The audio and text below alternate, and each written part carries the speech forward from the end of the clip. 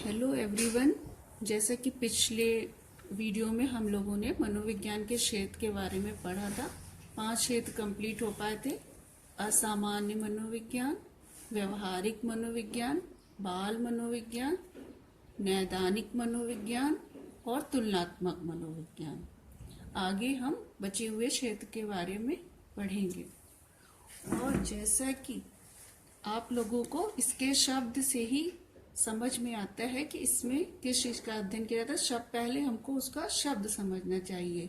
शब्द में ही उसकी व्याख्या छिपी हुई होती है। जैसे शैक्षिक मनोविज्ञान, शिक्षा मनोविज्ञान में बहुधा शिक्षा के क्षेत्र की समस्याओं का अध्ययन किया जाता है। इस क्षेत्र में प्रमुख समस्याएं बच्चों की अधिगम प्रक्रिया से संबंधित सैद्धांतिक एवं व्यवहारिक समस्याओं का अध्ययन, बच्चों की विभिन्न योग्यताओं से संबंधित समस्याओं का अध्ययन, उनकी उपलब्धि, परीक्षा से संबंधित समस्याएं, इनके पाठ्यक्रम से संबंधित समस्याएं, विद्यार्थियों के भविष्य योजनाओं से संबंधित समस्याएं, विद्यार्थियों की अंतःक्रियाओं से संबंधित समस्याओं का भी अध्ययन किया जाता है। इसका मतलब स्कूल में पढ़ाई के दौरान आने वाली शिक्षा की समस्याओं पर मनोवैज्ञानिकों ने सुधार किया, रिसर्च करी और सुधार किया, अपने अपने सुझाव व्यक्त किए। इस क्षेत्र में जो अध्ययन किए गए वो शैक्षिक मनोविज्ञान के अंतर्गत आते हैं। अगला आता है औद्योगिक मनोविज्ञान। औद्योगिक मनोविज्ञान में मुख्यतः उद्योग की परिस्थितियों, औद्योगिक मीन्स उद्योग की परिस्थितियों में व्यक्ति के व्यवहार का अध्ययन, विभिन्न उद्योगों के लिए व्यक्तियों का चयन, उत्पादन को बढ़ाने वाली परिस्थितियां, औद्योगिक दुर्घटनाएं, उद्योग में अरोचकता, थकान, क्रय विक्रय आदि से संबंधित समस्याओं का अध्ययन किया जाता है। मनोविज्ञान का यह क्षेत्र आज के औद्योगिक युग में बहुत ही उपयोगी और महत्वपूर्ण क्षेत्र है, क्योंकि आज देश में अधिक उत्पादन के लिए आवश्यकता ही नहीं बल्कि मजदूरों की हड़ताल, मिलों में तालाबंदी, औद्योगिक दुर्घटनाएं, इन समस्याओं से संबंधित अध्ययन औद्योगिक मनोविज्ञान के अंतर्गत किया जाता है। और उद्योग और व्यापार के विभिन्न क्षेत्रों में इस औद्योगिक मनोविज्ञान का बहुत उपयोग हो रहा है। जैसे व्यावसायिक निर्देशन, कर्मचारियों का चयन, कर्मचारियों का प्रशिक्षण, कर्मचारियों की अभिप्रेरणा, नैतिकता और उनकी कार्य की अवस्थाओं से संबंधित अनेक महत्वपूर्ण समस्याएं हैं, जिनका अध्ययन औद्योगिक मनोविज्ञान के अंदर करते हैं। ये सारे क्षेत्र मतलब ये बताते हैं कि मनोविज्ञान इन सभी क्षेत्रों में अपना अपना योगदान दे रहा है। अगला क्षेत्र आता है कानूनी मनोविज्ञान। इसका मतलब कानून में भी मनोविज्ञान का सहयोग है, अपना योगदान देता है। कानून के क्षेत्र में कैसे देता है? कानून के क्षेत्र में भी मनोविज्ञान का हस्तक्षेप है। जैसे अपराध, अपराधी वर्ग में और न्यायालयों में बहुत सी ऐसी समस्याएं हैं जिसका कि मनोवैज्ञानिक अध्ययन आवश्यक है। सही अपराधी को पकड़ना, सही गवाही दिलवाना, अपराधी को उचित न्याय दिलवाना आदि से संबंधित समस्याएं जिनका मनोवैज्ञानिक अध्ययन किया जाता है। एक अच्छा एडवोकेट पहले मनोवैज्ञानिक होता है। इस तरह से कानूनी मनोविज्ञान। अगला क्षेत्र आता है मिलिट्री साइकोलॉजी। मिलिट्री साइकोलॉजी में क्या है? प्रथम विश्व युद्ध के समय से ही सैन्य मनोविज्ञान का विकास प्रारंभ हुआ। वास्तव में यह व्यवहार मनोविज्ञान की एक विशिष्ट शाखा है। सेना के विभिन्न प्रकार के सैनिकों और अधिकारियों के चुनाव में, उनके प्रशिक्षण में, उनकी पदोन्नति में तथा स्थानांतरण में मनोविज्ञान बहुत उपयोगी है। सैनिकों की बुद्धि, व्यवहार स्तर मापने के लिए आर्मी अल्फा टेस्ट भी विकसित किया गया। सैन्य मनोविज्ञान में नेतृत्व, सैन्य मनोबल, सेना में मानवीय संबंधों आदि से संबंधित कुछ अन्य प्रमुख समस्याएं हैं। तो इसका मतलब मिलिट्री साइकोलॉजी में इस तरह से इसका प्रयोग किया गया मिलिट्री साइकोलॉजी का। इसके बाद आता है राजनीतिक मनोविज्ञान। इसका मतलब राजनीति में भी मनोविज्ञान का प्रयोग होता है। वो कैसे? राजनीतिक प्रक्रियाओं, व्यक्तिगत अध्ययनों संबंधित समस्याओं का अध्ययन इस मनोविज्ञान में किया जाता है। इस मनोविज्ञान में मुख्यतः निम्न समस्याओं का अध्ययन किया जाता है, जैसे राजनीतिक संरचना, जनमत, सदस्यता, समूह, पार्टी, नेतृत्व, चुनाव आदि से संबंधित समस्याएं जो कि राजनीति के क्षेत्र में आती हैं। इस क्षेत्र में बहुत से मनोवैज्ञानिकों ने अपना अपना योगदान दिया। इसके बाद आता है सामाजिक मनोविज्ञान। मतलब समाज में जो मनोविज्ञान का प्रयोग करते हैं वो सामाजिक मनोविज्ञान के अंतर्गत। समाज मनोविज्ञान में समाज में व्यक्ति के व्यवहार से संबंधित समस्याओं का अध्ययन किया जाता है कि समाज में जो व्यक्ति रहता है वो समाज के प्रति किस प्रकार का व्यवहार करता है। इस मनोविज्ञान में मनुष्य और उसके चारों ओर के समाज की पारस्परिक प्रतिक्रिया, मतलब मनुष्य और समाज के बीच जो संबंध है उसका और इस पारस्परिक प्रतिक्रिया को प्रभावित करने वाले कारक, विचार, भावनाएं, संवेग आदि का अध्ययन किया जाता है कि आपस में जो इनका संबंध है, व्यक्ति और समाज दोनों का बहुत ही घनिष्ठ संबंध है, क्योंकि व्यक्ति समाज में ही रहता है तो उसको प्रभावित करने में उस व्यक्ति के विचार, भावनाएं और संवेग कैसे हैं, इसका अध्ययन किया जाता है। इस मनोविज्ञान में मुख्यतः जिन समस्याओं का अध्ययन किया जाता है, जैसे बालक के समाजीकरण, संस्कृति और व्यक्तित्व का अध्ययन, व्यक्तिक और सामूहिक अंतर, सामाजिक अंतःक्रियाएं, नेतृत्व, सामूहिक प्रक्रियाएं, भीड़ और श्रोतागण, संप्रेषण की गतिशीलता, प्रेरणा कैसे मिलती है, कहाँ से मिलती है, प्रत्यक्षीकरण, देखने का दृष्टिकोण क्या है, किस तरह से वो समाज को देखता है, सीखने की प्रक्रिया, समाज में किस प्रकार सीख रहा है, अभिवृत्ति और पक्षपात, सामाजिक व्याधिकी आदि से संबंधित समस्याएं समाज मनोविज्ञान के अंतर्गत करी जाती हैं। इसके बाद आता है दैहिक मनोविज्ञान। दैहिक मनोविज्ञान भी इसका एक क्षेत्र है मनोविज्ञान का। दैहिक कैसे? दैहिक मनोविज्ञान में व्यक्ति के आंतरिक अंगों की संरचना, उनके प्रकार और आंतरिक वातावरण आदि से संबंधित समस्याओं का अध्ययन किया जाता है। विभिन्न नाड़ी संस्थान से संबंधित समस्याएं भी इस मनोविज्ञान के क्षेत्र के अंतर्गत आती हैं। दैहिक मनोविज्ञान में दैहिक और मानसिक, मतलब शारीरिक और मानसिक प्रक्रियाओं के संबंधों से संबंधित समस्याओं का अध्ययन। दैहिक और मानसिक प्रक्रियाएं, उनमें आपस में क्या संबंध होता है, इसका अध्ययन किया जाता है। इस मनोविज्ञान के कुछ क्षेत्र भी हैं, जैसे न्यूरो एनाटॉमी, जैसे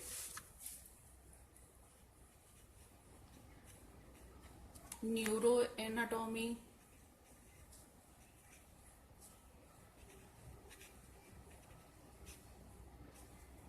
न्यूरोसाइकोलॉजी,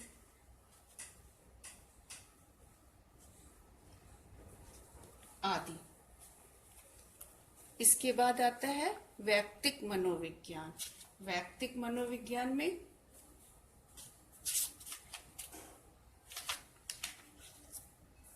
वैयक्तिक मनोविज्ञान मुख्यतः व्यक्तित्व लक्षणों का क्षेत्र में व्यक्तित्व भिन्नताओं की प्रकृति, मतलब अलग अलग व्यक्ति की अलग अलग प्रकृति होती है और उससे उत्पत्ति से संबंधित, मतलब अलग अलग व्यक्ति में अलग अलग व्यवहार करता है, अलग अलग लक्षण होते हैं, अलग अलग प्रकृति होती है, तो उसका कारण क्या है आदि से संबंधित समस्याओं का अध्ययन किया जाता है। इस प्रकार की भिन्नताएं केवल मनुष्यों में ही नहीं पाई जाती हैं, पशुओं में भी पाई जाती हैं। बहुधा अधिगम क्या होता है, संवेगात्मक और अभिप्रेरणा आदि से संबंधित व्यवहार लक्षणों की समस्याओं का अध्ययन इस मनोविज्ञान के क्षेत्र में किया जाता है। इस मनोविज्ञान के क्षेत्र बहुधा जिन समस्याओं का अध्ययन किया जाता है वे इस प्रकार हैं, जैसे वंशानुक्रम। व्यक्तित्व भिन्नताएं किस कारण से होती हैं? क्योंकि वंशानुक्रम, हर एक का जन्म अलग अलग तरह से प्रभावित होता है। उसमें सबसे पहले क्या है? वंशानुक्रम, उसका वंश, उसकी फैमिली, उसका बैकग्राउंड क्या है, उससे प्रभावित होता है। और पर्यावरण, जिस माहौल में वह रहता है वो प्रभावित करता है। संबंधित समस्याओं का, अगर किसी व्यक्ति का व्यवहार कुछ सही नहीं है या कुछ अलग है, तो उसका पर्यावरण, उसका माहौल कैसा है, वो किस तरह के समाज में रहता है, उसके घर वाले कैसे, ये आदि समस्याओं का अध्ययन व्यक्तिक मनोविज्ञान के अंतर्गत किया जाता है। बुद्धि की प्रकृति, बुद्धि की संरचना, बौद्धिक विचलन, विभिन्न प्रकार के मानसिक दोष, धनात्मक और ऋणात्मक विकास, सामूहिक अंतर, सांस्कृतिक अंतर आदि से संबंधित समस्याओं का अध्ययन व्यक्तिक मनोविज्ञान के अंतर्गत किया जाता है। एक और है प्रयोगात्मक मनोविज्ञान। इसके एक और भी ऐड कर सकते हैं, प्रयोगात्मक मनोविज्ञान।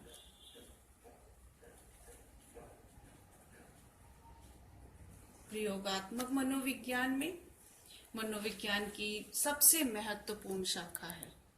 कैसे मनोविज्ञान की इस शाखा को मनोविज्ञान विद्वानों की विज्ञान की श्रेणी में इसको क्यों रखा गया? क्योंकि इसमें प्रयोग किए गए हैं। प्रयोग के कारण ही मनोविज्ञान को विज्ञान की श्रेणी में रखा गया है। मनोविज्ञान के सभी समस्याओं का अध्ययन किया जा सकता है, परंतु अध्ययन केवल प्रयोगात्मक विधि की सहायता से किए जाते हैं। यद्यपि प्रारंभ में इस मनोविज्ञान के प्रयोगों के केवल एक ही प्रयोज और एक ही समूह पर किया जाता, परंतु आजकल क्या है? मनोविज्ञान की जटिल से जटिल समस्याओं का अध्ययन बड़े बड़े और कई प्रयोगात्मक नियंत्रित समूह की सहायता से किया जाता है। मानसिक जीवन से संबंधित आज भी अनेक ऐसी समस्याएं हैं जिनका अध्ययन प्रयोगात्मक विधि द्वारा असंभव नहीं, कठिन है लेकिन असंभव नहीं है। इस प्रकार मनोविज्ञान का क्षेत्र आप लोगों को समझा दिया है। और इसके आगे आती है मनोविज्ञान की प्रकृति। नेक्स्ट टॉपिक है हमारा नेचर ऑफ साइकोलॉजी, मीन्स मनोविज्ञान की प्रकृति। मनोविज्ञान की प्रकृति के अंदर 5 पॉइंट्स आते हैं। जैसे क्या है? वैज्ञानिक पद्धतियां मीन्स साइंटिफिक मेथड, प्रामाणिकता मीन्स वेरिएबिलिटी, वस्तुनिष्ठता ऑब्जेक्टिविटी, भविष्यवाणी की योग्यता पावर ऑफ प्रेडिक्शन, सार्वभौमिकता यूनिवर्सैलिटी। अब आप पहले ये समझिए, किसी भी विषय को विज्ञान की दर्जा या विज्ञान तभी कहा जा सकता है जब उस विषय की विषय सामग्री में विज्ञान के आवश्यक तत्व हों। अतः मनोविज्ञान की प्रकृति वैज्ञानिक तभी कही जा सकती है जब हम यह जांच कर लें कि मनोविज्ञान में विज्ञान के आवश्यक तत्व उपस्थित हैं।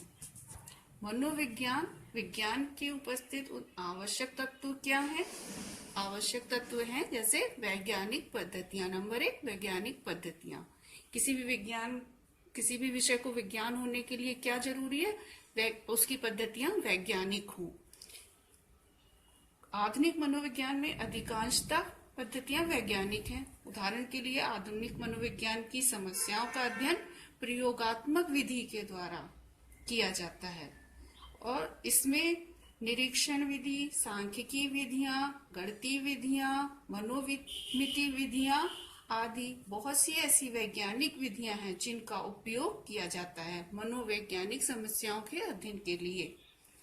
दैहिक मनोविज्ञान के क्षेत्र में अधिक सूक्ष्म यंत्रों की सहायता से मनोविज्ञान की समस्याओं का अध्ययन किया जाता है। वैज्ञानिक विधियों द्वारा किए गए अध्ययनों के परिणाम भी वैज्ञानिक होते हैं। चूंकि मनोविज्ञान की समस्याओं का अध्ययन वैज्ञानिक विधियों से किया जाता है, अतः मनोविज्ञान की विषय सामग्री को हम वैज्ञानिक कह सकते हैं। इसलिए इसे हम विज्ञान का दर्जा देते हैं। उसकी पद्धतियां वैज्ञानिक होनी चाहिए, उसके तरीके वैज्ञानिक होने चाहिए जिनसे हम रिसर्च कर रहे हैं। नंबर 2 आता है प्रामाणिकता। उसमें प्रामाणिकता होनी चाहिए उस विषय में। प्रामाणिकता कैसे? किसी भी विषय को विज्ञान कहना चाहिए जब उस विषय सामग्री में प्रामाणिकता हो। जैसे जितनी बार भी जांच की जाए, किसी भी प्रयोग को जितने बार भी किया जाए, वो परिणाम, उसके रिजल्ट बार बार वही आए। मतलब एक प्रयोग हम कितनी बार भी करें, अब उसके रिजल्ट चेंज नहीं होने चाहिए, सेम आने चाहिए। बार बार करने पर भी एक जैसे ही रिजल्ट आने चाहिए। मनोविज्ञान ऐसी प्रामाणिकता की कसौटी पे खरा उतरा, इसलिए इसको विज्ञान कहा गया। इसलिए इसकी विषय सामग्री प्रामाणिक है। किसी भी विषय की समस्याओं का अध्ययन वैज्ञानिक विधियों द्वारा किया जाता है। ऐसी अवस्था में निश्चित रूप से अगर वैज्ञानिक पद्धतियां उपयोग की जाएंगी तो निश्चित रूप से उसके रिजल्ट प्रामाणिक होंगे, वो प्रामाणिकता की कसौटी पर खरा उतरेगा। और क्योंकि मनोविज्ञान में वैज्ञानिक पद्धतियां हैं, इसलिए इसके रिजल्ट भी प्रामाणिक होते हैं। नंबर 3 क्या आता है? वस्तुनिष्ठता। वस्तुनिष्ठता से हमारा क्या तात्पर्य है? वस्तुनिष्ठता जब किसी घटना का निरीक्षण उसके वास्तविक रूप, बिना किसी परिवर्तन के, सत्य रूप में किया जाता है। इस प्रकार के निरीक्षणों को निरीक्षणकर्ता की मनोवृत्ति, मतलब जो निरीक्षण कर रहा होता है उसकी मानसिक स्थिति, उसकी कोई पार्शियलिटी की भावना तो नहीं है, ऐसी भावना जब नहीं होती है, उसका प्रभाव अगर नहीं पड़ता है, तब उस निरीक्षण को हम लोग वस्तुनिष्ठ कहते हैं। समझ आया? मतलब जो किसी भी प्रयोग हो रहा हो तो निरीक्षण करता उस पे कोई अपनी पार्शियलिटी न दिखाए, जो रिजल्ट आए वैसे के वैसे ही रखे, उसकी प्रवृत्ति का, उसकी मनोवृत्तियों का प्रभाव उस प्रयोग पर ना पड़े।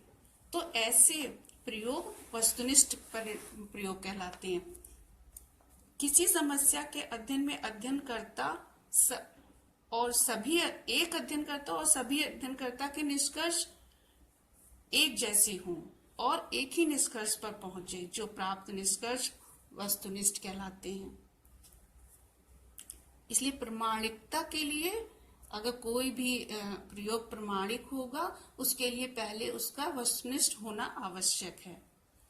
मनोविज्ञान की समस्याएं चाहे मनोविज्ञान के किसी भी क्षेत्र से संबंधित हों, उन समस्याओं से और संबंधित घटनाओं का अध्ययन उनके सत्य रूप में करने का प्रयास किया जाता है।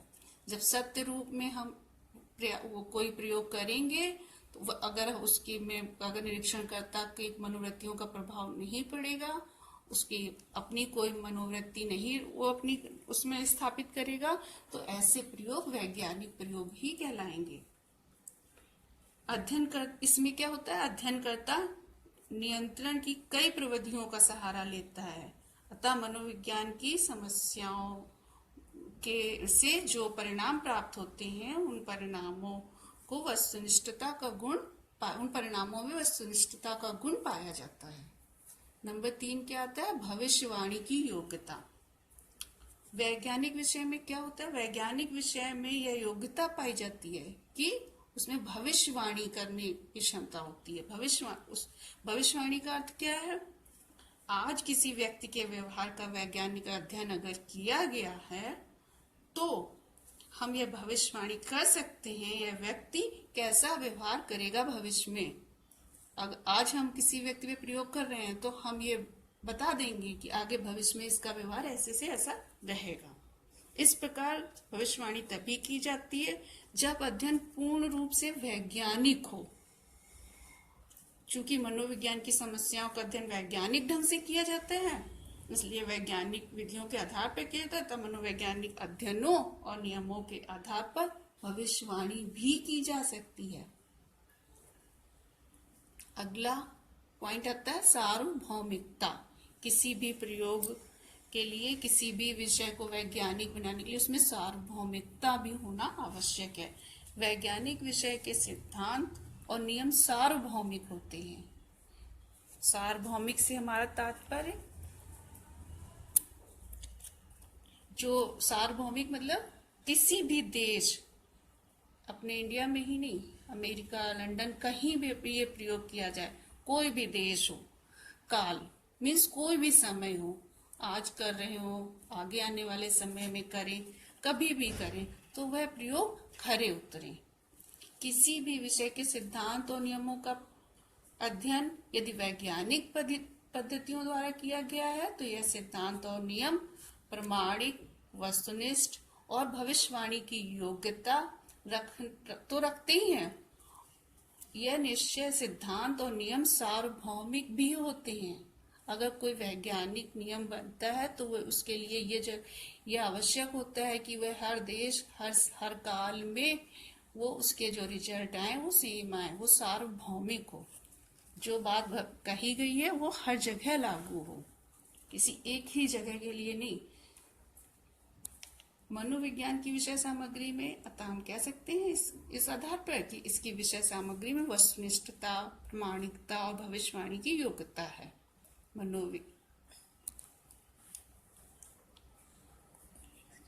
नेक्स्ट कि इन्हीं विशेषताओं के कारण, इन्हीं विशेषताओं के आधार पर मनोविज्ञान को विज्ञान कहा गया है। आज के लिए इतना ही, बाकी नेक्स्ट लेक्चर में।